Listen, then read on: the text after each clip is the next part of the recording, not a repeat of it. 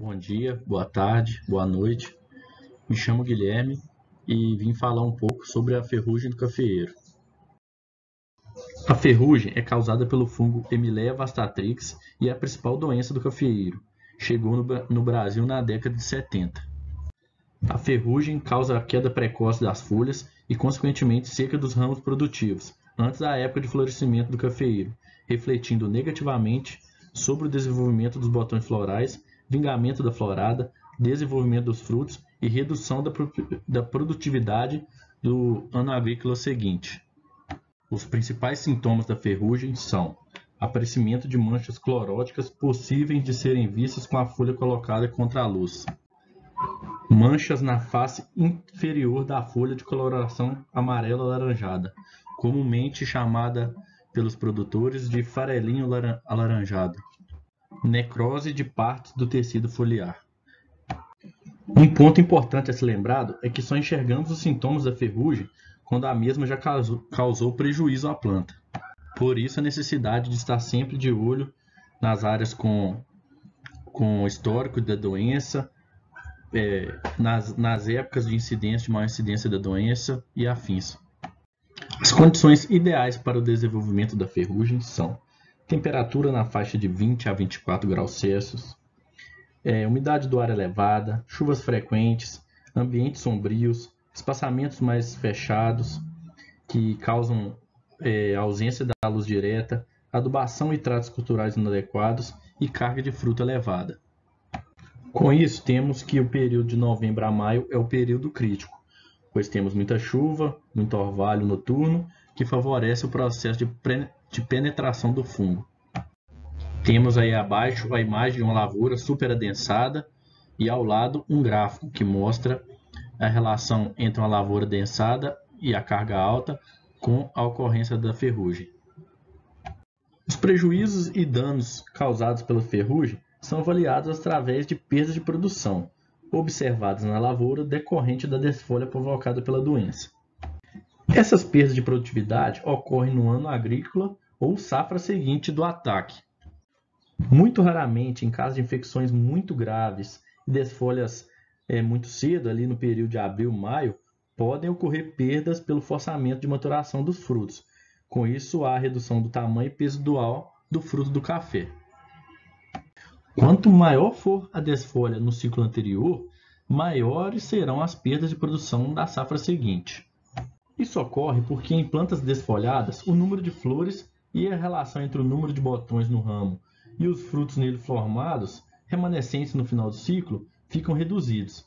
Em experimentos realizados, verificou-se produções de 1,6 até 7 vezes menores na parcela testemunha, em que não é feito o controle em relação a parcelas tratadas. Devido à severidade dos danos e prejuízos causados pela doença, é importante manter a ferrugem controlada. E a forma de controle mais eficaz e mais barata é o controle preventivo. A primeira forma desse controle preventivo que vamos falar é o controle genético, que é com o uso de variedades existentes.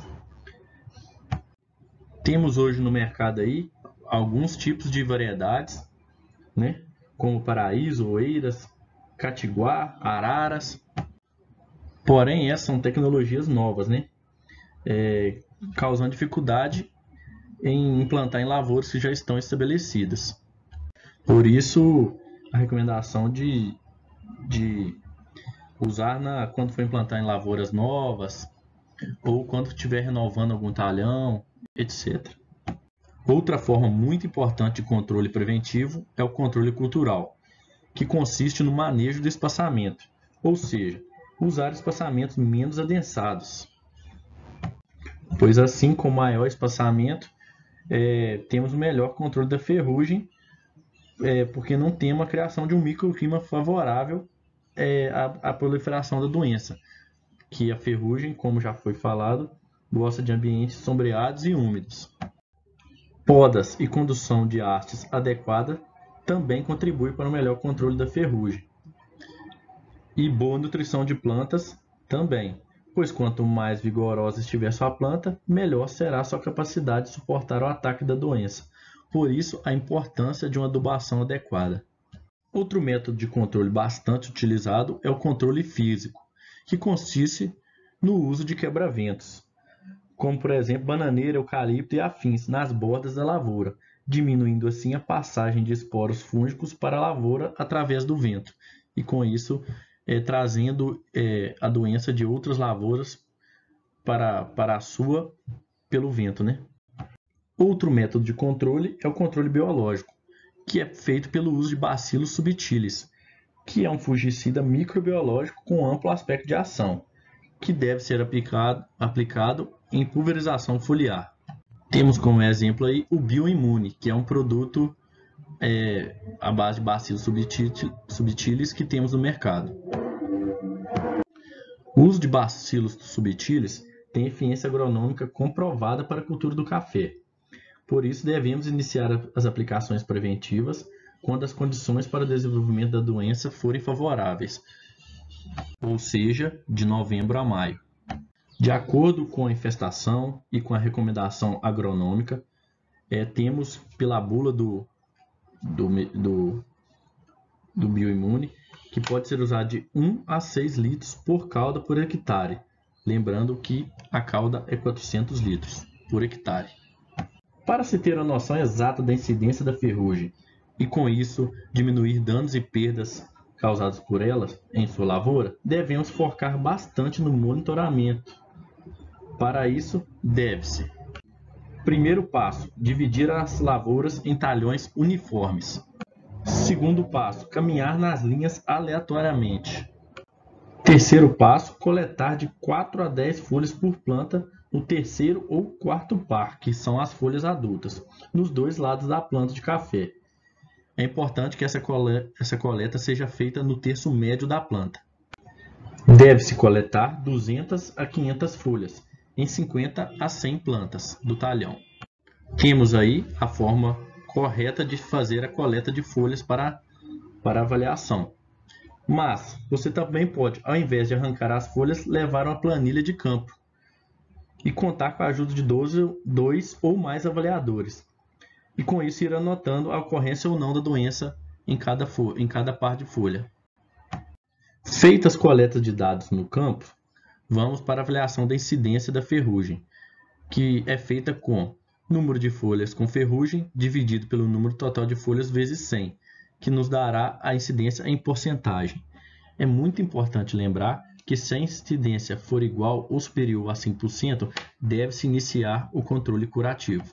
Outra forma de controle é o controle químico, que é adotado extensivamente no Brasil, porque é preciso proteger nossas lavouras, que são compostas por 90% por variedades susceptíveis, catuai, mundo novo, etc. E dentro desse controle químico, temos o controle preventivo, que é feito com fungicidas protetores, que são fungicidas à base de cobre, como a calda bordaleza, oxicloreto de cobre, hidroxicloreto de cobre e óxidos cuprosos. Temos aí abaixo produtos comerciais sendo mostrados. O controle preventivo da ferrugem, baseado no calendário fixo de aplicações de fungicidas químicos, consiste em 4 aplicações por ano, entre os meses de dezembro e março, em intervalos de 25 a 30 dias. O cobre, quando aplicado na superfície das folhas, forma uma barreira tóxica capaz de evitar a penetração do fungo, atuando de forma preventiva no controle da doença. Lembrando que existem vários outros produtos comerciais. Foi citado aí 2 deles, que é o Cosside, que é um hidróxido de cobre, e o Recop, que é um oxicloreto de cobre. Outro tipo de controle químico é o preventivo curativo, que vem sendo feito com formulações de triazóis mais estrobirulinas, normalmente em 3 ou mais aplicações anuais, pós-colheita, pré-florada, pós-florada e janeiro a fevereiro, de acordo com a incidência da doença observada no monitoramento. Geralmente, as aplicações e pulverizações são concentradas no período de dezembro a fevereiro, que são as épocas com maior incidência, né, da doença, principalmente em áreas com histórico. É sempre importante ressaltar que são produtos que precisam de recomendação agronômica para serem usados, devido à toxicidade.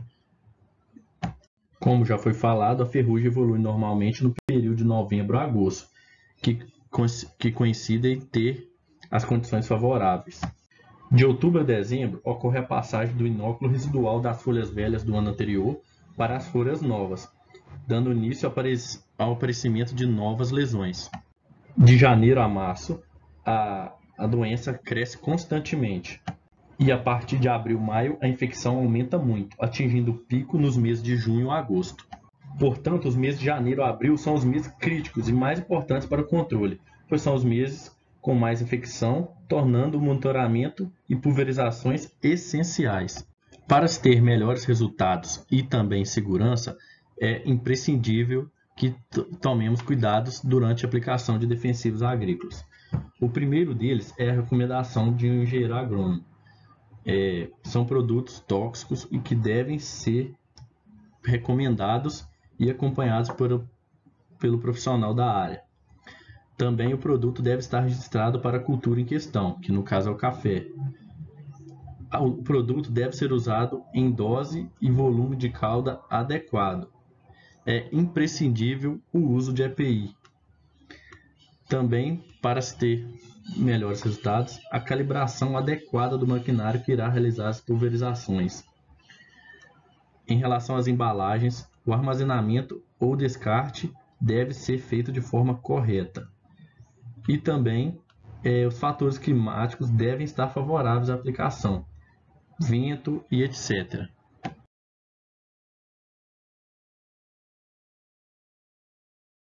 Muito obrigado a todos pela atenção.